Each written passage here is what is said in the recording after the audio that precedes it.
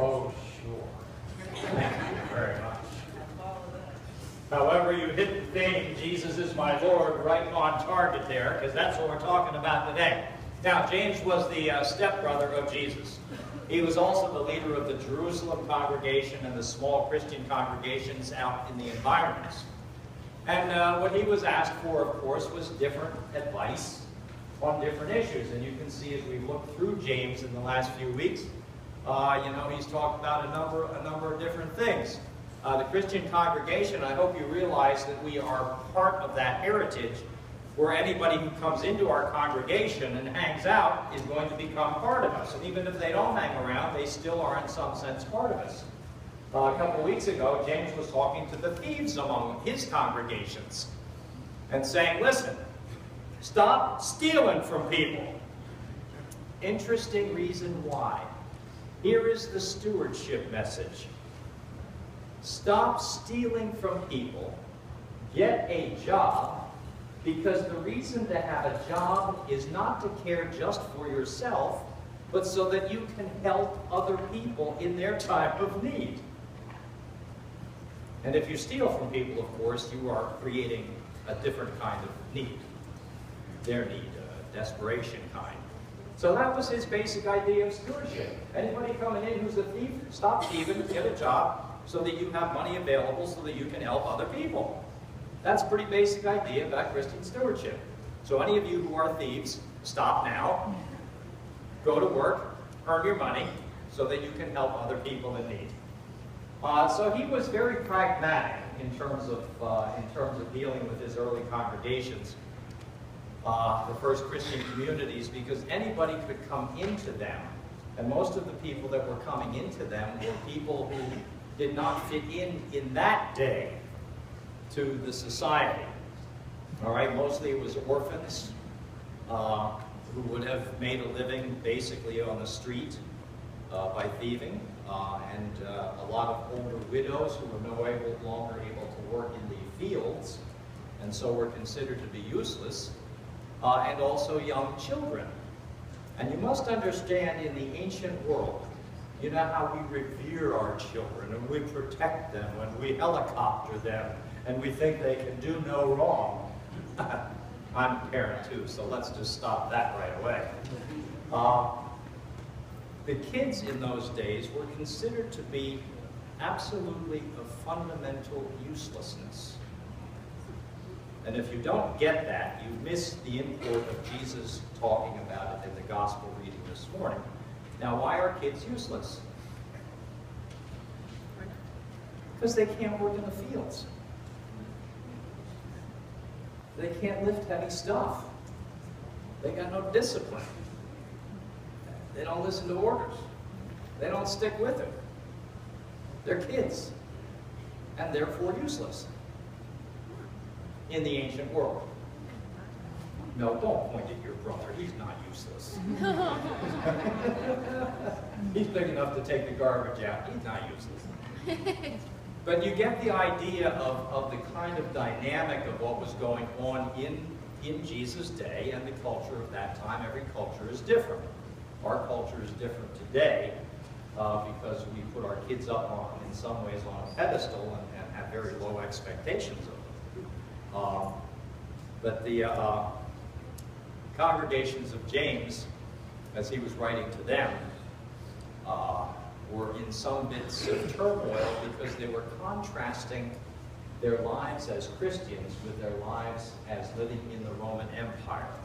And what they were finding was that the two were so markedly different that it was becoming really a pain in the neck to try to live in both worlds at the same time. Sometimes it's like us. I'm looking at all of our presidential candidates, both conservative and liberal, and looking for intelligent life. And when I say intelligent life, I'm looking for the qualities of wisdom and understanding and insight, and not bad-mouthing a group so that they become the enemy and the cause of all of the problems. That, by the way, is using the 8% of your brain stem, your alligator brain. These are the kinds, You know, in the church, we would not have that. We would not tolerate that kind of level of immature thinking. In the Roman Empire, in Jesus' day, it was tolerated. And the early Christians had to deal with that in the same way. Now, James today picks up on the whole idea of what is peace. And for him, oh, by the way, you all know what tomorrow is. Huh? Come on. Yes, it is the International Day of Peace, which has been in operation and practice since 1981 through the United Nations, in which they asked for a cessation of arms and warfare on that one day. Now, the early church, through the centuries, has done very much the same by calling for days of the peace of God. And the way that they would do that oftentimes is by naming a day after a saint and saying, you may no longer, as a Christian, fight on that day because of that particular saint. So there would be no fighting. There would be a cessation of arms, say, on the day of St. Patrick and St. Francis, you know, that kind of thing. So this has been in operation all around the world through the Christian faith since the beginning of the life of the church. And I guess what, there's 25 students from East Stroudsburg South who are going with Mr. Healy to the United Nations tomorrow and are going to participate in the bell ringing ceremony, which is really neat. Jake, you're one of them? Yeah. You're one of them bell ringing type guys? Yes, you are. Just you're flag? A flag bearer. Okay. So I mean, it's really cool. So if you're not up to speed on that, you now are. So start paying attention to September 21st. It's a day that does matter. And James was also talking about days of peace and asking lots of questions about that. One thing he does is he talks about Christians who live with gentleness born of wisdom. Now you know, because you've got the gift of wisdom through the gift of the Holy Spirit. And he contrasts that gift of wisdom and generosity not with just envy and ambition, but with selfish ambition and bitter envy. Okay? What he's saying is that envy and ambition can become a style of life, a style of living, to the point in which when you see somebody who's maybe in a better position in life than you are, you get bitterly envious. And what do? Envy is an interesting sin. It's why it's deadly. Envy is a recognition that you yourself do not have the talents or the skills or the luck to get to the person or group of people that you envy. So what do? You start picking at them and chopping them like a tree, knocking them and bringing them down to a size to your level and beyond, so that you can have control over them. That is why he emphasizes bitter envy, because the ugliness is, you know, I was talking to somebody who had a boyfriend, and she had him up on a pedestal. And I'm sorry, there's nobody in this world who deserves to be on a pedestal, male or female. But he was there up on that pedestal. And he turned out to do some really nasty, yucky stuff. And rather than just say, which is what James is saying about peacemaking and peacekeeping. If there's somebody who is both envious and mean-spirited and nasty, you must confront them with that knowledge which you have. You're being rotten. And here is why. 1, 2, 3. And you'll stop it now. That is the beginning of peacemaking, believe it or not. That's why he talks about honesty and truth.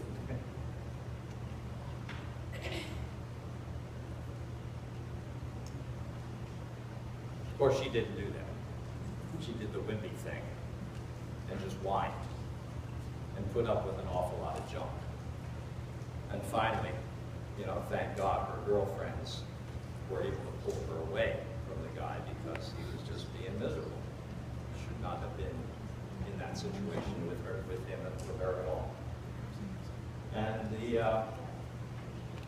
idea, of course, of envy and bitterness is that that is the way in which power works in the world. Those of you who are fully aware of all of the negotiations that go on, one of the things I think you need to be alert to, which was not ever pointed out by the newspaper or the news media, because I think they don't get it. I think they're not smart enough to get it, or they don't care. In every negotiation that happens, at business, at school, interpersonally, or internationally, the negotiators must always be protected. Those who would like to get and break up the negotiation before it gets started will always attack with the alligator brain the negotiators in order to break down the level of trust that may be built up and the levels of conversation that may occur amongst the negotiators. So thankfully, the negotiators in all of the recent negotiations with Iran, the United States, and 3 other countries, the people who were attacked, who took on the attacks, you never heard a word of attack directly against the negotiators. The ones who actually sat face to face every single day for months and months and months. They were protected by the higher-ups who took all the hits. And as a result, the negotiators were able to maintain and build a level of trust amongst each other. But whether you agree with that or not is sort of irrelevant to the fact. What is manifestly unfair, which James points out in the idea of peace, is that those who use their alligator brains, and you'll know its presence, by those who try to instill fear, anxiety, stress, and naming the other as some kind of devil demon. That was happening in James's day, too. Same as it does ours. History repeats. We just never get smart enough to pick up on the idea that that happens. So what James does is to go on and talk about peace-breaking and anxiety and ambition and envy as styles of living. And James says, for Christians, no. You already know the way of living. And that way of living has both been described and lived and taught by Jesus of Nazareth. And in his style of teaching, Jesus really gets to the point. I won't embarrass anybody by having a young child come up here. But what Jesus said to the disciples, because they were all up in each other's face about the power. We want to be in charge, baby. When Jesus hits the road after 3 days and goes to heaven, who's going to be in charge? Me. Not you. Me. Yeah, that's what they were doing. It was really tacky when you think about it. But that happens in every one of our political elections, you know. I mean, they've already buried, 2 years before the election, every president is already buried in the Congress's mind. It's just that way. The disciples had that conversation about power and ambition and envy. And when Jesus said, here is your own Christian measuring stick for your style of living in the way of Jesus, you will take a little child, elementary age or younger, and you will spend a little time with that child, and then you will decide how it is that you are going to mentor and guide that child to adulthood. And that is your test of your faith in Jesus Christ. Will you raise that child to be one who hates, one who knows how to label other people, even if they're not the enemy, knows how to label them and make them devilish? Are you going to raise a child of bitter envy and malice and ambition to crawl over the bodies of other people and badmouth those who have by dint of good luck or hard work or by inheritance done better than we have? How is it that you will raise this little child? And what outcome do you hope for?